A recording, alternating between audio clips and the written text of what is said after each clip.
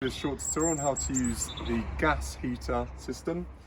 So under this cupboard we've got our gas locker. We've already got a gas bottle set up in there. One thing to note is this gas valve here that takes off a supply of gas and takes it into the gas heater. That's currently open now. And now we've got a controller up here, and we've got the temperature knob set in the furthest anti-clockwise position.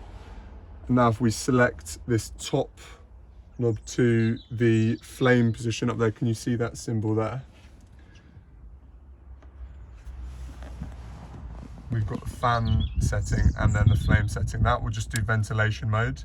But if we flick that to the flame setting and now crank up this temperature,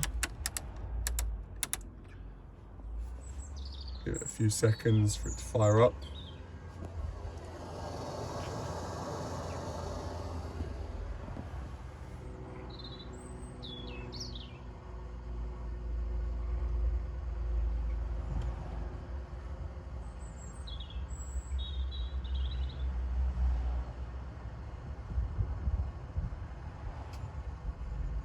And you can start to hear the flame ignite, and then we've got that green LED. So now we'll be getting hot air out of the heater. Thank you for watching.